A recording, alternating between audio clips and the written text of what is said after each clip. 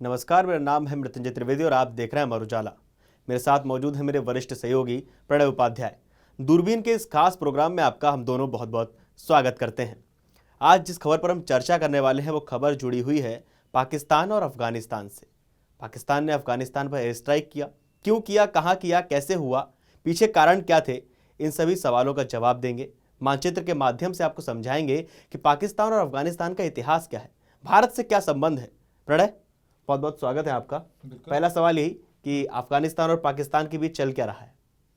चल रहा है टेंशन, क्योंकि दोनों के बीच में जो है तलखी इस समय बेहद बढ़ी हुई नजर आ रही है। खास तौर पर जिस तरीके से कल पाकिस्तान की तरफ से एयर स्ट्राइक की गई अफगानिस्तान के इलाकों के अंदर, और जिस तरीके से प्रतिक्रिया काबुल से सामने आई है कि हम छोड़ेंगे नहीं, इसका जवाब जरूर देंगे। तो जाहिर तौर पर एक नया युद्ध का मोर्चा आप कह सकते हैं भारत से काफी करीब, यानी अफगानिस्तान और पाकिस्तान के मोर्चे पर अगर बढ़ता है तो जाहिर तौर पर इसका जो असर है वो भारत पर भी पड़ता है। लेकिन फिलहाल तो हम बात करेंगे उस सरहद की जिसका इतिहास भारत से भी जुड़ा हुआ है, जिसका इतिहास विभाजन से जुड़ा हुआ है और जिसको लेकर इस समय टेंशन चल रही है। और टेंशन की वजह अगर आप देखें तो मृत्युंजय, अगस्त 2021 में आपको याद होगा जिस तरीके से तालिबान ने एक बार फिर टेक ओवर किया था, अमेरिका को अपनी फौजों को वापस ले जाना पड़ा और उसके बाद अमेरिका फौजों का विड्रॉल हुआ अफगानिस्तान से, तालिबान का राज कायम हुआ अफगानिस्तान के अंदर। और उसके बाद पाकिस्तान में एक अजब जश्न की लहर थी। यानी इतना जश्न था कि माना जा रहा था कि एक बड़ा किला फतह कर लिया है। ये जो इलाका है ना अफगानिस्तान का, पाकिस्तान इसमें स्ट्रेटेजिक डेप्थ ढूंढता रहा है। यानी पाकिस्तान हमेशा से कहता रहा है कि उसके लिए ये एक रिश्तों की एक स्ट्रेटेजिक डेप्थ है। यानी इस इलाके में यहां पर भी इस्लामिक अमीरत है अब तो अफगानिस्तान, तो एक मजहब के नाम पे एक भाईबंदी, एक भाईचारे की बात थी। हालांकि ये बात अलग है मृत्युंजय कि इस साल की शुरुआत से अगर आप देखें तो जिस भाईबंदी की बात की जाती रही, यानी जिस ईरान के साथ में पाकिस्तान भाईबंदी की बात करता रहा, उसने और पाकिस्तान ने एक दूसरे के ऊपर मिसाइल अटैक्स किए हैं, दोनों के बीच में टकराव देखने को मिला है।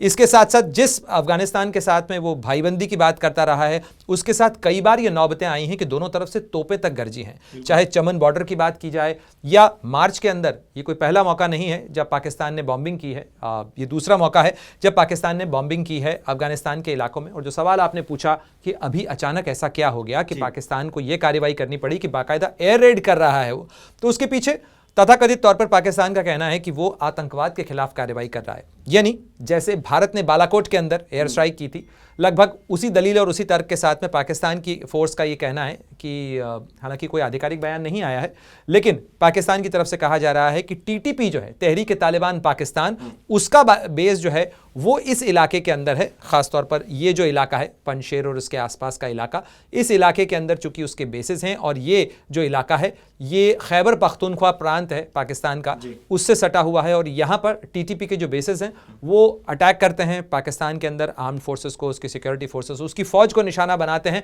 और उसके कई फौजी जो हैं वो हाल के हमलों में मारे गए हैं। और न केवल उसके फौजी मारे गए हैं बल्कि चीन के कई नागरिक भी मारे गए हैं। और यही एक बड़ी वजह है जिसके कारण पाकिस्तान बहुत बौखलाया हुआ और बहुत परेशान है। तो ये उसकी एक कोशिश है कि इन आतंकी ठिकानों को वो नष्ट कर सके और तहरीक तालिबान पाकिस्तान के साथ में एक स्कोर सेटल करना और साथ ही अफगानिस्तान की सरकार पर दबाव बनाना कि वो तहरीक तालिबान पाकिस्तान को उसके हवाले कर दे, उन्हें जगह न दे। बिल्कुल। एक सवाल उठता है, पाकिस्तान ने अफगानिस्तान पे आज कल अटैक किया, अफगानिस्तान की तरफ से क्या किया गया था? पहले से कुछ ऐसा जो भी हाल ही में हुआ हो या फिर कोई अटैक के बाद जो रिएक्शन अफगानिस्तान ने दिए हो? देखिए, अफगानिस्तान की तरफ से जो रिएक्शन आया है वो सबसे पहले मैं आपको बता देता हूं। यह है अफगानिस्तान की डिफेंस मिनिस्ट्री की प्रतिक्रिया, जिसके अंदर कहा गया है कि पाकिस्तान की फौज ने एक बेहद ही क्रूर जो है वो बम हमला किया है, एक तरीके से ब्रूटल बॉम्बिंग की है। ये पख्तकिया इलाका है, उसके अंदर हुआ है और ये बरमल डिस्ट्रिक्ट है ये पख्तिका का। वहां पर पाकिस्तान की फौज ने जो है वो बम बरसाए हैं और उसके बाद में जो है इसके अंदर कई नागरिक मारे गए। ये आंकड़ा वेरी कर रहा है, अलग अलग दावे सामने आए हैं मृत्युंजय। कुछ दावों के अंदर कहा गया है कि मरने वाले जो नागरिक हैं उनकी संख्या 46 है, किसी में 15 कहा गया, लेकिन कई नागरिकों के मारे जाने की बात तो ये अफगानिस्तान का जो डिफेंस मिनिस्ट्री है, यानी तालिबान का जो डिफेंस मिनिस्ट्री है वो कर रही है। और उसके अंदर कई लोग मारे गए हैं जिसके अंदर बच्चे भी शामिल हैं। और साथ ही कहा गया है कि जो अफगानिस्तान की सरकार है वो इस जो क्रूर घटना है और इसे एक आक्रमणकारी घटना मानते हुए इसे अंतर्राष्ट्रीय नियमों के विरुद्ध मानती है, साथ ही इस तरीके की कार्रवाई का जवाब भी जरूर देंगे। Will not let this act of कावर्डाइज go unanswered, यानी ये ऐसा नहीं होगा कि इस घटना का जवाब नहीं दिया जाएगा, यानी जवाब अब अफगानिस्तान देगा। आप पिछले कुछ समय से देखें तो इसी तरीके की कार्रवाई ईरान ने पाकिस्तान के ऊपर कार्रवाई की थी, मिसाइलें दागी थी जुलाई के महीने में, जुलाई 2024 में। उसके बाद पाकिस्तान ने कथित तौर पर कुछ कार्रवाई की थी, पाकिस्तान ने भी जो है मिसाइलें दागी थी और कथित तौर पर कुछ आतंकी संगठन जिनके बारे में उसका कहना था कि ये वो बलूच संगठन है जिनके बेसिस जो हैं वो पाकिस्तान के ईरान के अंदर हैं और उनको पाकिस्तान के लिए वो खतरा हो सकते हैं, इसलिए उनके खिलाफ ये कार्रवाई की गई। तो फिलहाल ये जो बयान है ये साफ तौर पर एक चीज तो बताता है मृत्युंजय कि अफगानिस्तान और पाकिस्तान के रिश्तों के बीच में जबरदस्त टेंशन चल रहा है और ये टेंशन कई कारणों से है, इसकी कई लेयर्स हैं। जो आपने कहा कि आखिर हो क्या रहा है, क्यों ये टेंशन चल रहा है, तो आपको मैं बता दूं कि अगस्त 2021 में जैसे ही तालिबान आया तो पाकिस्तान के अंदर बहुत सारे जो ख़ास तौर पर तालिबान के भी लोग थे या अफगानिस्तान के जो शरणार्थी थे, अब पाकिस्तान ने कहना शुरू कर दिया कि भाई हमारी आर्थिक हालत इतनी ठीक नहीं है कि हम इन तमाम शरणार्थियों को रख सकें।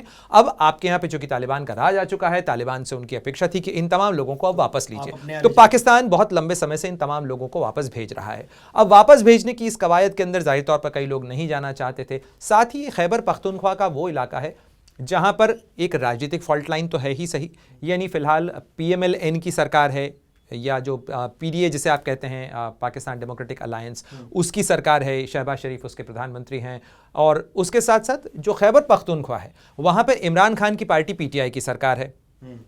तो एक तो दोनों ही यानी पाकिस्तान के ही दो सूबों के बीच में एक राजनीतिक टकराव की स्थिति तो है ही, इसके अलावा ये जो इलाका है ये अफगानिस्तान की बॉर्डर से लगा हुआ है। तो ये जो शरणार्थी हैं इनको भेजने के नाम पे पाकिस्तान और अफगानिस्तान के रिश्तों के अंदर एक जबरदस्त टेंशन चल रहा है इस एक लाल लकीर के इर्द गिर्द। ये वो लाल लकीर है जिसे आप ये जो बॉर्डर है इसे आप ये पश्तूनिस्तान को बनाने वाला जो झगड़ा है ये उससे भी जुड़ा हुआ है, यानी यहाँ पर पश्तूनों की एक बड़ी आबादी है जो अफगानिस्तान की इस तरफ भी हैं, पाकिस्तान की तरफ भी हैं, और ये खैबर पख्तूनख्वा से लगा हुआ ये जो इलाका है इसके अंदर ये पश्तूनिस्तान बनाना चाहते हैं। और ये मांग बहुत पुरानी है, बहुत पुरानी एज इन ये भारत के बंटवारे से भी पुरानी मांग है, जिसको लेकर बार बार ये चर्चा होती रही। हालांकि उसके बाद वो मामला कई बार दबता रहा, उठता रहा, दबता रहा। फिलहाल एक बार फिर TTP जो है वो इस मामले को लेकर एक वायलेंट अटैक्स भी कर रही है। पाकिस्तान की जो फौज है उसको कई बार निशाना बनाया गया, और ख़ासतौर पर ये जो बॉर्डर का इलाका आप देख रहे हैं इस तरीके से पाकिस्तान और अफगानिस्तान के बीच में जो बॉर्डर्स हैं वहाँ अभी भी ये स्थिति है कि कई बार वो बॉर्डर कई कई दिन के लिए बंद हो जाती है, आवाजाही नहीं होती है, सामान की आवाजाही रोक दी जाती है, फिर कुछ बातचीत होती है, फिर इसे चालू कर दिया जाता है। कई बार दोनों तरफ से गोलीबारी भी हुई है, कई बार इस तरीके की घटनाएं हुई हैं कि तोपें गरजी हैं दोनों तरफ से। तो एक टेंशन का जो माहौल है वो पाकिस्तान और अफगानिस्तान के बीच में अगस्त 2021 के बाद से तो चल ही रहा है। और एक तरीके से अगर हम देखें तो पाकिस्तान को वो कुछ भी हाथ नहीं लगा जिसकी वो उम्मीद कर रहा था, जो वो सोच रहा था कि तालिबान अगर आ जाएगा तो उसकी बल्ले बल्ले हो जाएगी। बात करते हैं इतिहास पे। अब पाकिस्तान और अफगानिस्तान का क्या इतिहास है, क्यों ये हमेशा विवादों में बना रहा? देखिए, पाकिस्तान और अफगानिस्तान का इतिहास जो है आप कह सकते हैं वो उतना ही पुराना है जितना 1947 में भारत का बंटवारा, क्योंकि बेसिकली उस समय तो भारत था, भारत और ये अफगानिस्तान का जो इलाका था यानी ब्रिटिश एम्पायर, और ये जो इलाका है मैं आपको ये कॉन्फ्लिक्ट है उसकी शुरुआत की जड़ क्या है? देखिए, कॉन्फ्लिक्ट की शुरुआत की जड़ पे हम आएंगे, उससे पहले जरा मैं आपको वो जगह बता दूं कि वो पक्तिका कहाँ है जहां पर ये कार्रवाई हुई है, क्योंकि ये जो इलाके हैं ये स्वात वैली के इर्द गिर्द के आसपास का इलाका है। पाकिस्तान की इधर ये स्वात वैली है, और ये जो इलाका है ख़ास तौर पर यहाँ पर आप देख सकते हैं ये जो इलाके हैं यही ये पाराचिनार का जो इलाका है, पाकिस्तान का पाराचिनार है, और पाकिस्तान के पाराचिनार के ठीक अपोजिट की साइड में ये जो इलाका है ये यानी जलालाबाद और काबुल के बीच का जो इलाका है, यहाँ पर पाकिस्तान की तरफ से बमबारी की गई है। और पक्तिका और इसके अलावा एक बरबल, ये दो जगहें ऐसी हैं जहाँ पर पाकिस्तान की तरफ से ये कार्रवाई हुई है। और ये वज़ीरिस्तान के दूसरी तरफ का इलाका है, यानी ये पाकिस्तान का बॉर्डर है, और इस इलाके के अंदर पाकिस्तान की तरफ से कार्रवाई की गई है।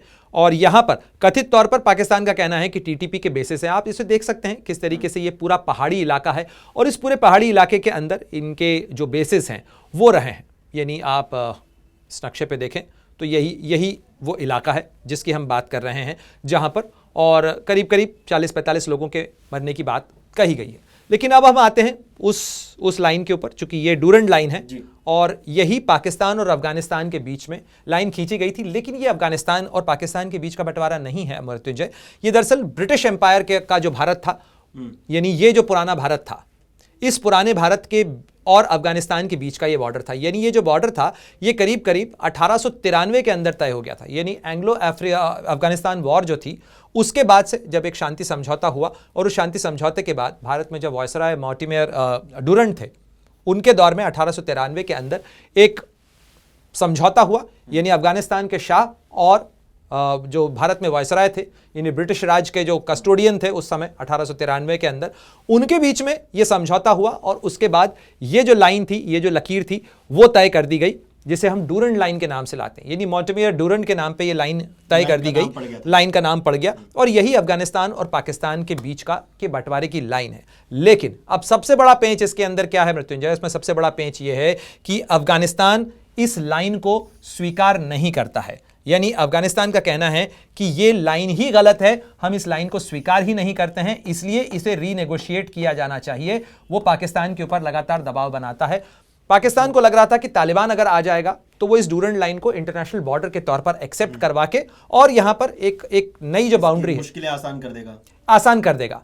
लेकिन तालिबान ने भी आने के बाद में इस चीज से इनकार कर दिया। तालिबान का जो शुरुआती बयान था, अगर वो देखें आप, तो उन्होंने कहा कि नहीं, डूरंड लाइन के ऊपर अभी कुछ सेटलमेंट नहीं हुआ है, उस पर हम आगे बात करेंगे, उस पर एक सेटलमेंट करेंगे। और बहुत सारे कराची से, लाहौर से कई मौलवियों को भेजा गया तालिबान से बात करने के लिए। तो जो रिपोर्ट्स आई हैं, पाकिस्तानी मीडिया में भी आई हैं या अफगान मीडिया में भी जो रिपोर्ट्स आई, कुछ जो उनका सरकारी मीडिया है, कि इस तरीके की कोशिशों को सीधे सीधे नकारते हुए उन्हें बेरंग चिट्ठी की तरह वापस लौटा दिया गया कि आप हमें समझाने की कोशिश न करें, हम अपना काम जानते हैं और हम देख लेंगे, ये डूरंड लाइन के ऊपर कोई सेटलमेंट नहीं होगा। मतलब जिन चीज़ों को लेके तालिबान से वो खुश थे, वहीं से उन्हें धोखा मिल गया। बिल्कुल। तो अब वो तिलमिलाहट एक जो है वो कही जाए, या फिर जो अफगानिस्तान का कहना है कि हमें ये चाहिए ही नहीं, इस पर दोबारा बात की जानी चाहिए। देखिए, वो चाहते हैं कि ये बॉर्डर नए सिरे से नेगोशिएट हो। दूसरी बात, पाकिस्तान का ये जो खैबर पख्तूनख्वा का इलाका है, इस खैबर पख्तूनख्वा के इलाके के अंदर, पाकिस्तान के इस खैबर पख्तूनख्वा का ये इस तरफ का इलाका है, इस इलाके के अंदर एक जो लड़ाई है वो इधर पश्तूनिस्तान की भी चल रही है। जो पश्तून हैं वो अपनी आज़ादी की बात कर रहे हैं, और वो इस इलाके के अंदर एक अलग देश की बात कर रहे हैं। यानी पश्तूनिस्तान का इलाका अगर आप देखें तो हम कुछ इस तरीके से, तो ये है पश्तूनिस्तान जिसकी मांग की जा रही है। यानी अगर आप नक्शे पे देखें तो ये इतना बड़ा जो इलाका है, ये एक अलग देश बनाने की मांग जो है वो हो रही है, जिसके अंदर पाकिस्तान का हिस्सा तो है ही सही, साथ ही साथ अफगानिस्तान का भी एक हिस्सा है। तो ये पश्तूनिस्तान की प्रपोज्ड मांग है। इसके अलावा जो अलग अलग एथनिक ग्रुप्स हैं, खासतौर पर पाकिस्तान के, है ना, और ये पश्तूनिस्तान की जो मांग है, जैसा मैंने आपसे इस मैप में भी हम लोगों ने देखा कि यहाँ पर मांग हो रही है इस इलाके को पश्तूनिस्तान बनाने की, डिस्प्यूटेड एरिया ऑफ पाकिस्तान, है ना। और इसके अंदर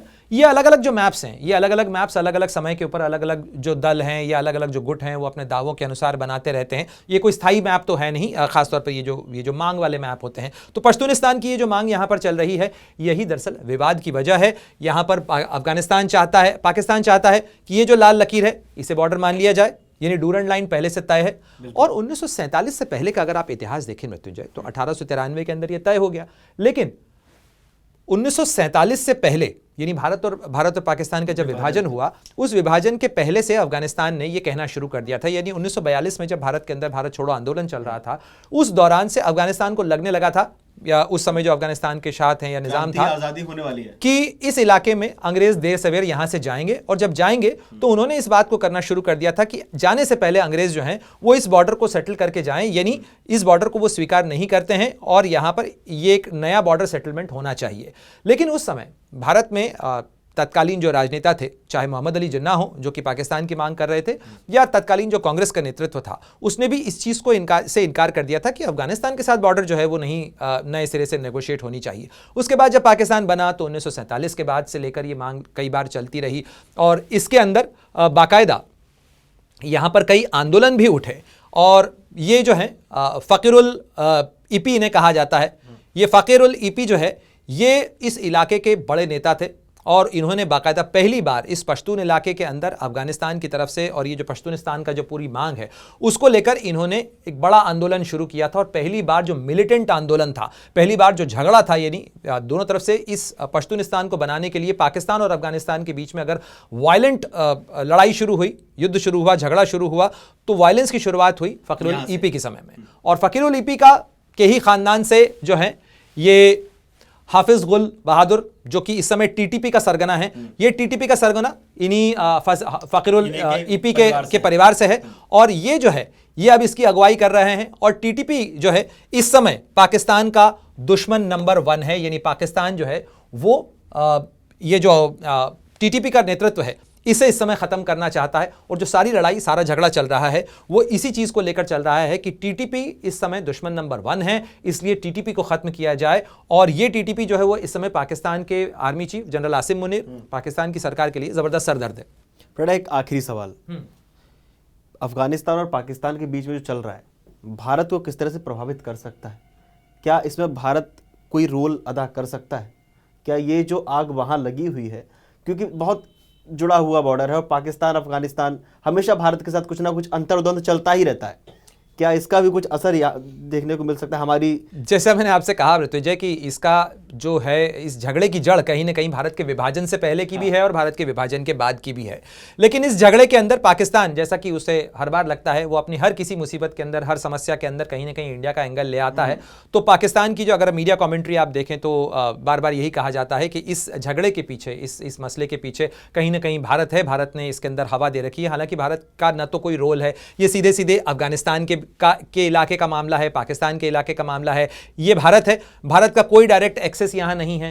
भारत का तो इस समय दूतावास भी नहीं है ना। एक मिशन है भारत का, भारत ने धीरे धीरे तालिबान के आने के बाद में वहां पर अपनी जो डिप्लोमेटिक प्रेजेंस है वो बढ़ाई, और वो केवल उन परियोजनाओं के लिए जो कि डेवलपमेंटल प्रोजेक्ट्स हैं उनके लिए वहां पे बढ़ाई है। और फिलहाल अभी जो बदलाव हुआ है अफगानिस्तान के अंदर, उसमें अभी ऐसा लग रहा है कि तालिबान जो है वो पाकिस्तान से ज़्यादा भारत के साथ अपने रिश्ते और कारोबार रखने में दिलचस्पी रखता है। शायद ये भी एक वजह हो सकती है कि पाकिस्तान के अंदर एक कुढ़न हो, एक जलन हो, एक परेशानी हो सकती है। इसके साथ साथ पाकिस्तान जो ये आरोप लगा रहा है कि ये जो है भारत इस चीज़ को बढ़ावा दे रहा है और इसके पीछे कहीं ना कहीं भारत है। लेकिन आप ये देखिए कि भारत के लिए यहां पर अगर डिस्टर्बेंस बढ़ता है, यहां अगर डिस्टर्बेंस बढ़ता है तो भी भारत के ऊपर असर पड़ता ही है। क्योंकि ये हमने देखा है कि इससे पहले भी जब कश्मीर के अंदर मिलिटेंसी की शुरुआत हुई, उग्रवाद की और आतंकवाद की शुरुआत हुई, तब भी हमने देखा था कि मेजर मस्तगुल जैसे जो आतंकी थे जो कि अफगानिस्तान से आए और कश्मीर के आतंकवाद को बढ़ाने में कई बार अफगानिस्तान से भी जो आतंकी हैं वो आते रहे हैं। यानी पाकिस्तान जो है उसने ज़्यादातर वक्त अफगानिस्तान की ज़मीन का इस्तेमाल जो है वो आतंकियों की सोर्सिंग के लिए, आतंकी अड्डों के लिए किया।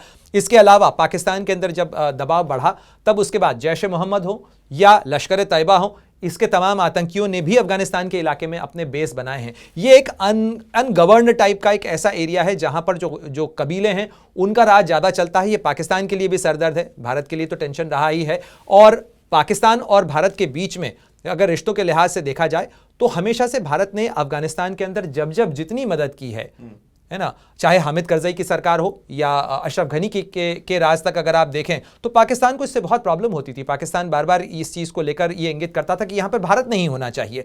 और आप देखिए, मैं आपको एक तस्वीर दिखाता हूं। ये तस्वीर जो है ये अगस्त 2021 की तस्वीर है। ये शख्स इस समय पाकिस्तान के अंदर कोर्ट मार्शल फेस कर रहा है। ये जनरल फैज़ हमीद हैं जो कि उस समय ISI के चीफ थे। और जैसे ही अफगानिस्तान के अंदर, काबुल के अंदर तालिबान का राज आया मृत्युंजय, तत्काल ये चाय पीने के लिए पहुंच गए थे और इनकी तस्वीर बड़ी वायरल हुई थी। ये एक दिखाने की कोशिश है। ये सेरेना ग्रुप है जिसके इस्लामाबाद के अंदर भी बहुत बड़ा होटल है और उसी सेरेना ग्रुप का एक बड़ा होटल जो है काबुल के अंदर है। तो उस सेरेना होटल के अंदर एक स्टेटमेंट की तरह ये तस्वीर थी कि वो चाय पीते हुए दिखाना चाहते थे कि अब तो ये हमारा इलाका है, अब यहाँ हम कभी भी आ सकते हैं। हाँ, सब चंगा सी जी, हम कभी भी आ सकते हैं, कभी भी यहाँ चाय पी सकते हैं। अब उसके बाद वो नौबत यहाँ कैसे आई कि ये जो झगड़ा है वो यहाँ तक पहुँच गया। कहाँ तो चाय की चुस्कियों पर चर्चा हो रही थी, बात हो रही थी कि अब सब कुछ अच्छा है, तो क्या हो गया कि अचानक से यहाँ पर तोपें गरजने लग गई, यहाँ पर बंदूकें चलने लग गई, यहाँ पर बॉम्बिंग होने लगी कि बाकायदा एयर अटैक्स तक करने की नौबत आ गई। तो इन तमाम चीज़ों के पीछे एक जल्दी से मैं आपको इतिहास ये भी बता देता हूँ कि दरअसल 3 हिस्सों में अगर आप बांटें, 1947 के पहले तो डूरंड लाइन का इतिहास मैंने आपको बताया। इसके बाद 1979 के अंदर जब रूस ने कथित तौर पर अफगानिस्तान के अंदर उस समय का जो सोवियत संघ था उसने अपनी फौजें काबुल के अंदर भेजी थी उस समय की सरकार को बचाने के लिए। तो उसके बाद वहां पर जो कू हुआ और उसके बाद जब रूस की फौजें वापस गईं, तब उस समय से लेकर तब तक के समय के अंदर जब वहां पर राष्ट्रपति दाऊद थे, उस दौरान पाकिस्तान और अफगानिस्तान के रिश्तों के अंदर सबसे ज्यादा खटास भी आई।